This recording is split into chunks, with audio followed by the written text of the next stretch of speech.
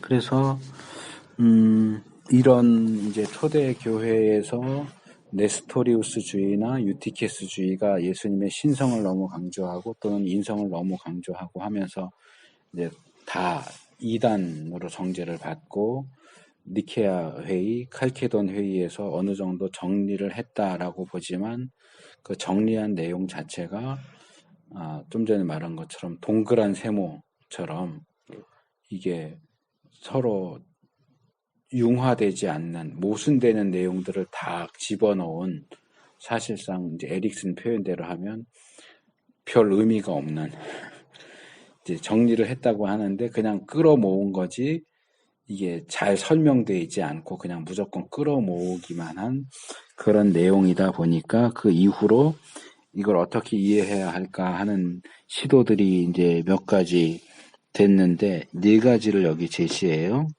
첫째는 이제 여기 앞에 잘 요약이 되어 있는데 인간 예수가 하나님이 되었다는 양자론. 그러니까 예수님 원래 인간인데 하나님이 된 거다. 원래 하나님이 인간이 된 게 아니고 인간인데 하나님이 됐다. 이게 양자론 아까 잠깐 설명했던 거고요. 두 번째는 신적 존재 곧 하나님께서 개인적인 인격이 아닌 뭐죠? 무인격적 인성을 취하셨다는 사상, 무인격적 인간론. 그러니까 이건 사실은 거의 말이 안 된다고 해야 되는데 예수님, 하나님이 인간이 되셔서 예수님이 되셨잖아요. 예수님으로 태어났잖아요. 근데 그러면 예수라고 하는 사람의 인격이 있을 거 아니야. 근데 그 하나님이 예수 안으로 들어가면서 예수라는 한 사람의 인격을 취한 게 아니고 그냥 전체 인간, 한 개인의 인간의 인격이 아니고 전체 인격을 취했다라고 주장하는 건데 이건 사실상 거의 뭐 얘기할 필요도 없을 정도로 좀 엉터리 같은 얘기고 셋째는 삼위일체 하나님의 제2위격이 자신의 신성을 버리고 인성을 취하셨다는 사상. 이 겸허설이라고 번역을 했지만 그냥 보통은 그냥 원어에 따라서 케노시스 이론이라고 그래요. 케노시스가 헬라어로 이제 비웠다 그런 뜻이거든요. 예수님이 자기를 비웠다. 예수님이 원래 하나님이신데 자기의 신성을 버렸다. 끄집어내서 비우고 인간이 되신 거다. 신인데 그러니까 인간이 되신 거고 더 이상 신이 아니다. 이렇게 되는 거죠. 반대로. 네 번째는 성육신은 한 인간 안에 있는 하나님의 능력이었다. 이 역동적. 그러니까 하나님이 인간 안에 들어오거나 하나님이 인간이 된 게 아니고 그냥 인간 안에 하나님의 능력이 역사한 거다. 그러니까 굉장히 축소시킨 개념이죠. 그래서 하나씩 살펴보면 양자로는 뭐 특별히 설명할 것도 없어요. 이게 이제 보통은 예수님이 세례 받으실 때 그러니까 여기 이제 제시하고 있는 것은 구약에서 예언하고 있는 이 메시아에 대한 예언들이 예수님을 하나님의 아들로 보는데 히브리서에 보면 너는 내 아들이라 오늘날 내가 너를 낳았도다. 이제 시편이나 이런 데 나와 있는 내용을 히브리서 기자가 인용하는데 이 내용이 예수님이 세례받고 나오실 때 하늘에서 음성이 들리잖아요. 내 아들이다.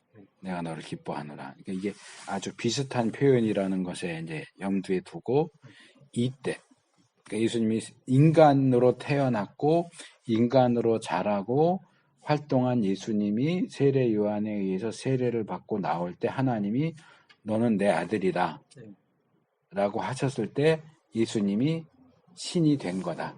하나님에게 신적인 아들로 입양이 된 거다 라고 하는 것이 양자설이에요. 그러니까 예수님이 인간이기도 하고 하나님이기도 하다는 것을 둘 다 만족시키기 위한 노력인데 문제는 예수님이 하나님이면서 동시에 인간인 게 아니고 인간이었다가 하나님이 되었다가 최종적으로는 다시 인간 죽을 때 그 하나님이 떠나버려. 예수님 안에 들어온 하나님이 떠나면서 죽을 땐 인간이야. 그러니까 예수님이 인간이었다가 하나님이었다가 인간이 되는 이상한 주장이 되는 거예요. 성경이 얘기하는 건 예수님이 하나님이면서 동시에 인간이시다 하는 건데, 이 양자설은 그렇게 동시에 하나님이고 인간이다라는 걸 인정하지 않아요. 인간이었다가 하나님이 되었다가 다시 인간으로 돌아오는, 이게 양자설이에요. 그러니까 이해가 안 되니까 이렇게 저렇게 자꾸 이제 건드려 보는 거야. 그러니까 두 번째는 무인격적 인간론, 무인격적 기독론. 그러니까 예수의 인성을 비인격적이었다. 예수님이 신성과 인성을 다 가지고 있기는 했는데, 예수님이 가지고 계셨던 인성은 한 개인의 인성이 아니고 전체 인간의 인성을 가지고 계셨다라고 하는 건데, 여기에 이제 그거는 뒤에서 예를 들어서 비판을 하는 내용이 나왔던 것 같은데,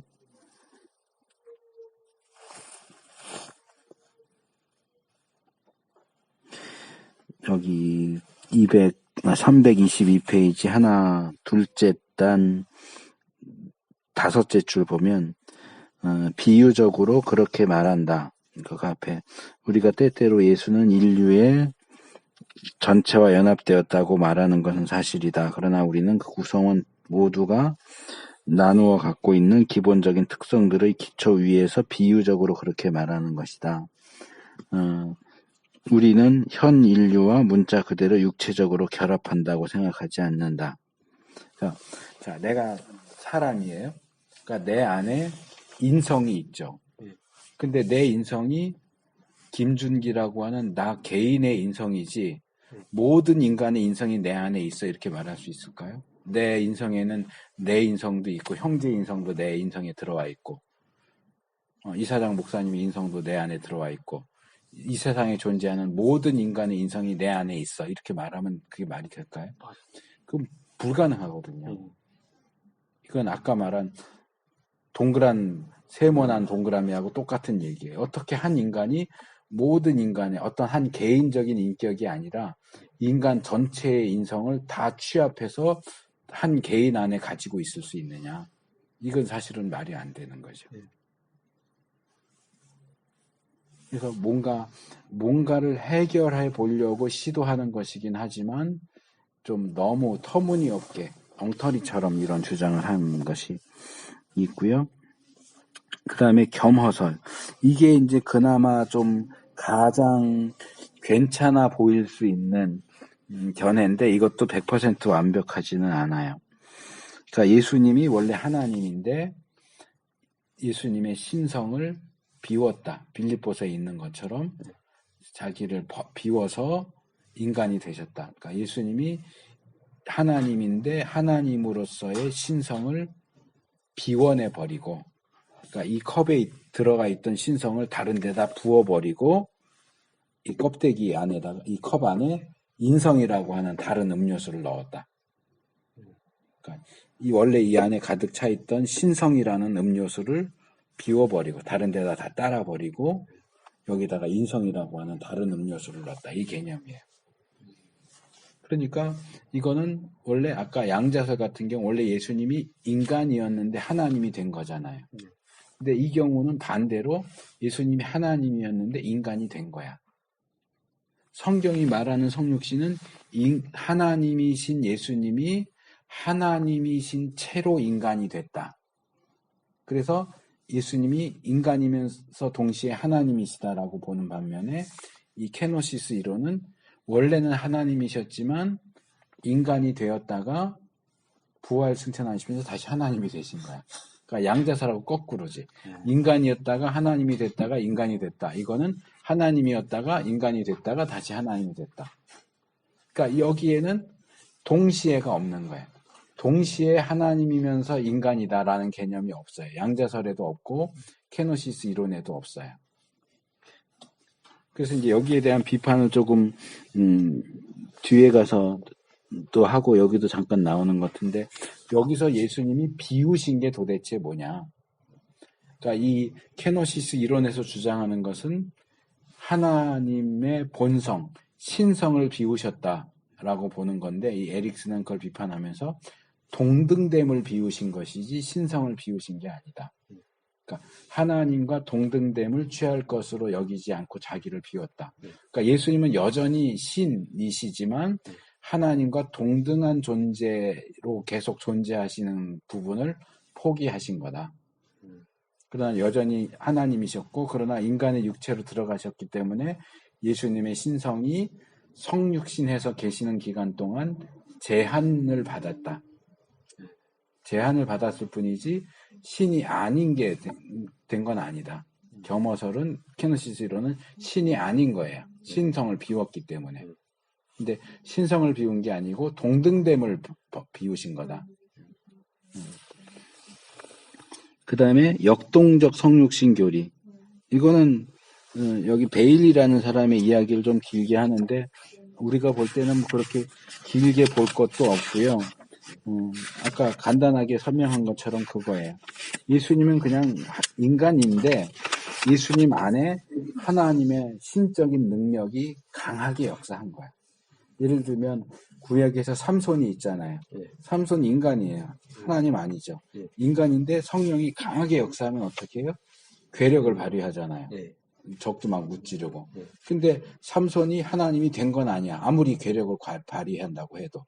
삼손은 그대로 인간이고 그 안에 하나님이 강하게 역사하심으로써 힘을 발휘하는 거죠. 그것처럼 예수님도 하나님이 신성이 강하게 역사해서 이적도 행하고 뭐 이렇게 하는 거지 예수님은 여전히 사람이라고 하는 거죠. 그러니까 신이냐 인간이냐 이 여기서 이제 계속 갈팡질팡하면서 왔다 갔다 하는 거예요. 그래서 이제 최종적으로 이분이 여기 이제 한 인격 안에 두 본성 교리, 기본 신조들 이러면서 이제 정리를 해요. 이제 보통 다른 장에서는 이 교리의 함의들 해서 뭘 의미하고 어떤 교훈을 우리에게 주는가를 제시하는데 여기는 그게 없죠. 함의들이 없고 논의들, 기본 신조들 이렇게 나오죠. 그러니까 앞에 나오는, 그러니까 여기 나오는 6가지 네스토리우스주의, 유티케스주의, 양자설, 그 다음에 뭐지?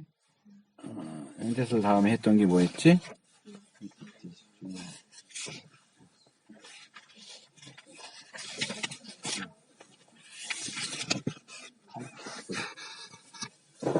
겸허설 앞에 나오는 거.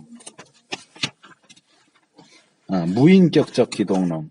무인격적 기독론, 겸허설, 그 다음에 역동적 성육신 교리.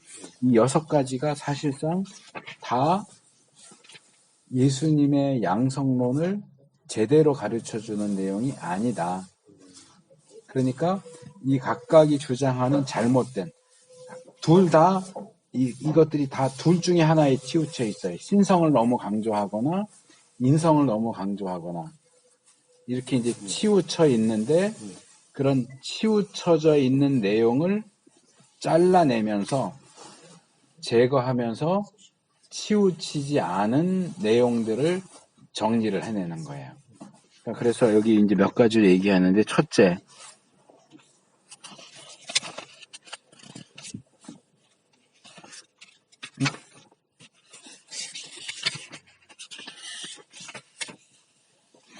성육신은 신적 속성의 포기이기보다는 인간적 속성을 얻는 것이었다. 자, 이거예요. 제가 아까 앞 시간 끝에서 여기 내가 도움받은 굉장히 중요한 게 하나 있었다 그랬는데 이거예요. 그러니까 이건 뭐냐 하면 예수님의 성육신을 빼기로 보지 말고 더하기로 보라는 거죠. 이건 이제 겸허설과 관련되는 내용인데요. 예수님이 자기의 신성을 버려서 인간이 되셨다. 그러니까 성육신은 하나님이 더 이상 하나님으로 존재하지 않으면서 인간이 된 거냐? 그렇지 않다. 예수님은 여전히 하나님으로 존재하시면서 인간이 되셨다. 그러면 어떻게 신성과 인성이 같이 존재할 수 있느냐라고 할 때 빼기가 아니고 더하기다라고 얘기하는 거예요. 그러니까 겸허설은 빼기를 얘기하죠. 예수님의 신성을 빼버리고 거기에 인성이 들어간 거다. 근데 빼기가 아니고 신성이 그대로 있으면서 인성이 덧붙여진 거다.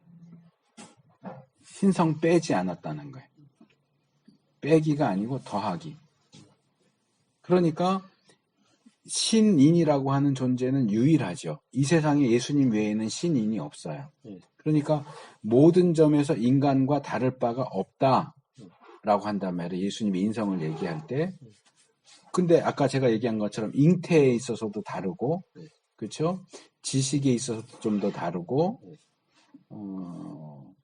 또 그 한 인격체 안에 본성이 두 개 있다는 것도 다르잖아요.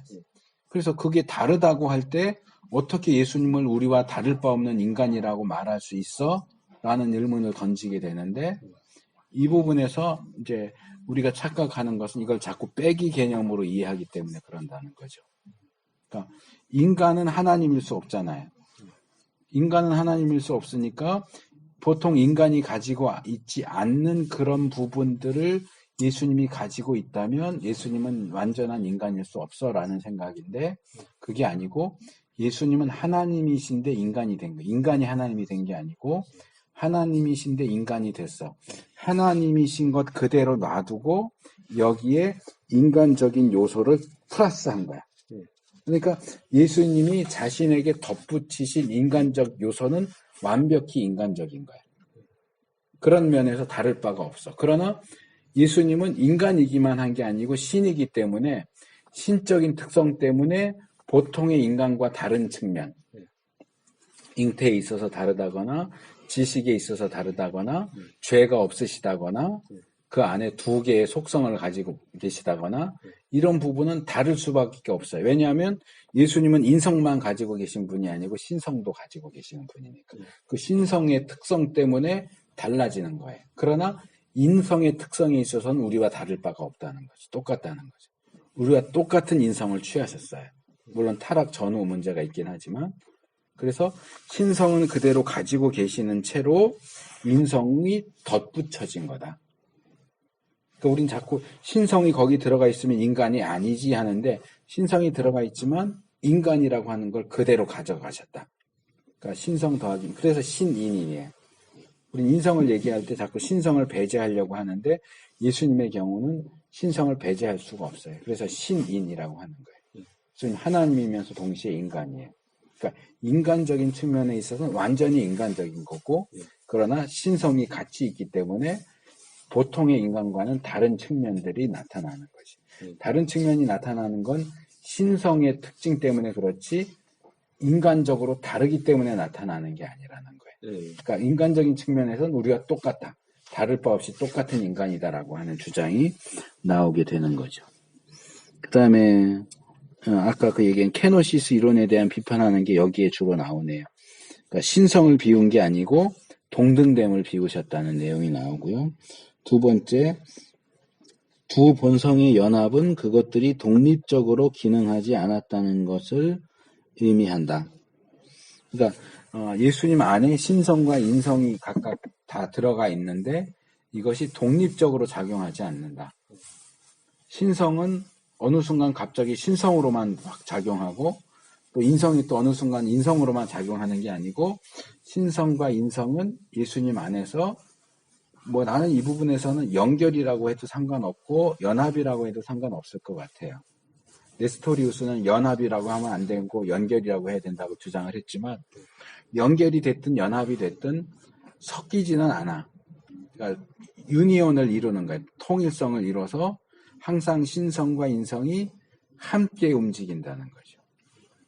그러니까 예수님이 이렇게 보면 어떨 때는 신인 것 같고 어떨 때는 인간인 것 같고 사람이 다르게 나타나는 게 아니고 항상 똑같은 그분이었다는 것. 항상 그분 안에는 신성과 인성이 같이 존재하고 같이 움직여요. 그래서 신성과 인성은 서로 구분되거나 분리되거나 동떨어져 있지 않고 항상 같이 움직인다. 마치 이 수레 바퀴가 양쪽이 오른쪽 왼쪽이 같이 움직이는 것처럼 시계 톱니바퀴가 서로 물려서 돌아가는 것처럼 신성과 인성이 늘 함께 움직인다. 따로 움직이지 않는다. 신성 따로 움직이고 인성 따로 움직이는 게 아니고 신성과 인성이 함께 움직인다. 이건 이제 통일성을 강조하기 위한 얘기고요.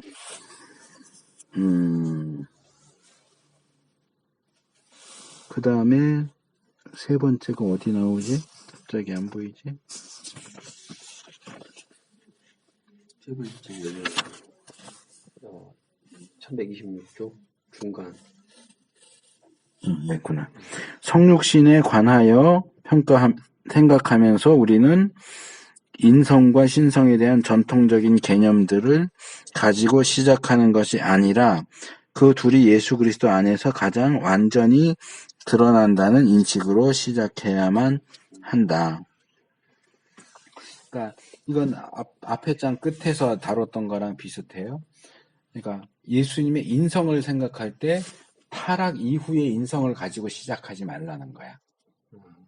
타락 이전의 인성. 하나님이 생각하신 원래 의도하셨던 온전한 인성을 가지고 생각해야 오해가 준다. 그리고 하나님에 대해서도 우리가 나름대로 하나님은 이렇겠지. 하나님은 신이니까 인간이 될 수 없어. 그런 건 우리의 생각인 거지 성경은 그렇게 하지 않는다는 거죠. 인간이 하나님이 되는 건 불가능하지만 하나님이 인간이 되는 건 얼마든지 가능하다. 내 생각에서 이제 플라톤이나 아리스토텔레스 하면서 영육 이원론을 해서 어떻게 영이 육이 될 수 있어? 이건 우리의 생각이라는 거지. 그런 우리의 선입견을 가지고 보지 말고 하나님이 인간이 되는 거 충분히 가능하다. 왜 못하냐? 인간이 하나님이 되는 거는 문제가 있겠지만 하나님이 인간이 되는 거 신성에 대한 오해, 선입견 버려라. 인간이 어떻게 인성이 어떻게 하나님과 신성과 함께 있을 수 있어? 그 인성이 타락 이후의 인성이 아니고 타락 이전에 하나님이 생각하셨던 원래의 그 인성이라고 놓고 본다면 이런 성육신, 신성인성이 함께 하는 거 충분히 가능하다. 그런 전제적이고 선견적인 기본의 그 생각에 입각해서 양성론을 보지 말고 보다 성경적이고 원래적인 측면을 고려하면서 이 부분을 생각할 필요가 있다. 이것도 중요한 지적이고요. 네 번째, 성육신의 주도권은 아래로부터가 아니라 위로부터 온 것이라고 생각하는 것이 필요하다.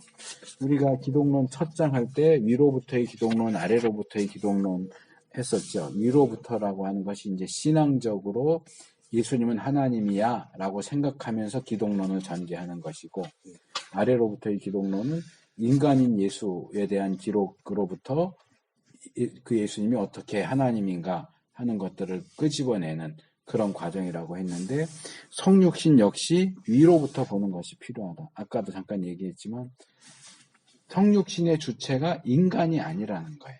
네. 성육신의 주체는 하나님이에요. 그러면 하나님은 전능하신 분인데 얼마든지 하나님이 인간이 되는 것도 가능하다. 그 자꾸 불가능하다, 어떻게 물을 것이 아니라 하나님이 하셨으니까 가능하다라고 하는 그런 시각을 갖고 보는 것이 필요하다. 마지막 다섯 번째로 예수를 매우 복잡한 인물이라 간주하는 것 역시 도움이 된다. 이건 이제 여기 예를 참 제가 볼 땐 잘 드러났는데, 어떤 사람들은 좀 단순해. 그래서 우리가 이제 사람들을 많이 만나다 보면 그러죠. 이런 상황이 되면 저 사람은 분명히 이렇게 반응할 거야. 단순한 사람은 그래. 근데 사람들이 다 단순하냐 하면 복잡한 사람도 있어. 그러니까 뭐 좀 나쁘게 말하면 어디로 튈지 모르는. 어떤 사람, 그 사람은, 그러니까 단순한 사람은 정해져. 이게 이제 그 서사 비평, 내러티브 비평에서는 인물을 얘기할 때 그 사람이 플랫 유형이냐, 라운드 유형이냐 이렇게 얘기해. 플랫은 평평하다는 거예요. 단순한 유형이, 라운드는 이제 입체적인 유형이다. 이렇게 보는 거거든요. 그러니까 단순한 사람은 항상 어떤 상황이 주어지면 늘 그렇게 반응해. 예를 들어서 누가 자기를 놀리면 얼굴 빨개지는 사람. 그 사람은 어떤 상황에서도 누가 자기를 놀리는 말을 하면 얼굴 빨개져. 어떤 사람은 누가 자기를 놀리면 막 화내고 싸우려고 하는 사람이 있어. 그 사람은 상대가 누가가 됐든지 자기 놀리면 화내고 싸우는 사람이야. 근데 복잡한 사람은 반응이 그때그때 달라. 어떤 상황에서는 얼굴 빨개졌다가 또 다른 상황에서는 똑같이 놀리는데 어떤 상황에서는 막 화냈다가 또 어떤 상황에서는 놀리는데 아무 반응도 안 했다가 이 복잡한 사람이지. 그런 복잡한 사람들도 있는데 우리가 사람을 볼 때도 단순한 사람이 있고 복잡한 사람이 있듯이 예수님을 좀 그 복잡한 사람보다 훨씬 더 많이 복잡한 분, 이렇게 이해하는 것이 신성과 인성이라고 하는 것을 다 가지신 분 예수님이라고 하는 것을 이해하는 데 도움이 된다는 거예요. 예수님은 굉장히 복합적인 인물이에요. 우리 보통 인성 하나만 가지고 있는 사람도 복합적인 사람은 우리가 반응을 예측할 수 없어요. 이럴지 저렇게 할지. 근데 예수님은 인성만 갖고 있는 게 아니라 신성도 갖고 있으니까 그 복잡함이 얼마나 배가 되겠어요.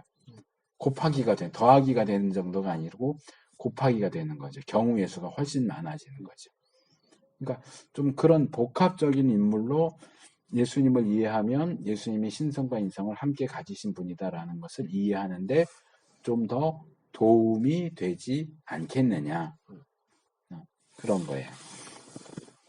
자, 그래서 일단은 이제 여기 되어 있는 내용들은 다 했고요. 이제 조금 어려우니까 조금만 더 요약 정리를 좀 더 하면, 그 예수님의 양성론에 있어서는 기본적으로 가장 어려운 교리들 가운데 하나다. 그리고 성경적인 어떤 근거 자료도 거의 없다. 그러니까 예수님이 하나님이시다, 예수님이 인간이시다 하는 부분은 어느 정도 나오지만 신성과 인성의 관계에 대한 내용은 거의 성경이 언급하고 있지 않다. 그러다 보니까 교회 역사 속에서 신성과 인성의 관계에 대한 많은 논의들이 있었고, 극좌와 극우적인 그런 주장들 사이에서 계속 서로 이단으로 정죄하고 쫓아내고 죽이고 하는 일들이 계속되었고, 초기 교회에서 네스토리우스나 유티케스가 인성을 강조하는 입장, 신성을 강조하는 입장 이렇게 하면서 니케아 회의나 칼케돈 회의에서 나름대로 정리한다고 했는데 혼동되지 않고 변화되지 않고 구분되지 않고 분리되지 않고 이렇게 했는데, 사실상 이 에릭슨이 볼 때는 이것은 거의 의미 없는 말이다. 그냥 말만 모아놓고 개념만 모아놓은 거지 그것들을 정리하지 못했다. 그러다 보니까 그 이후의 교회 역사 속에서 이 부분을 이해하기 위해서 여러 가지 그 인격의 통일성과 관련된 양자설이라든지 무인격적 기독론이라든지 겸허설이라든지 역동적 기독론이라든지 이런 주장들이 나왔는데, 그 가운데서 어느 것 하나도 이거면 됐어라고 말할 수 있는 게 없다는 거죠. 그것도 다 한쪽으로 치우쳐 있다. 인성을 강조하든지 신성을 강조하든지. 예수님이 하나님인 동시에 인간이라고 하는 사실을 잘 얘기해 주는 내용이 거의 없다. 그나마 겸허설이 가장 나은 것 같긴 하지만 그것도 완벽하진 않다. 그래서 이런 것들을 놓고 볼 때 너무 극단적이고 받아들일 수 없는 것들을 제하면서 그것들을 염두에 두고, 예를 들어서 겸허설을 얘기하면서 신성을 비우는 게 아니고 동등성을 비웠다든지 이렇게 수정하면서 괜찮은 내용들을 쭉 정리한 게 여기 끝에 나오는 5가지 내용인 거예요. 그래서 그런 5가지 내용들을 통해서 우리가 양성론을 다 이해할 수는 없어요. 이거면 이제 충분해 이렇게 말할 수는 없지만, 이런 것들을 고려할 때 이전에 비해서 그리스도의 양성론을 그래도 조금 더 잘 이해할 수 있지 않겠는가. 이제 요 정도 선에서 이제 정리를 할 수 있을 것 같아요. 네. 자, 오늘은 여기까지 하도록 하겠습니다.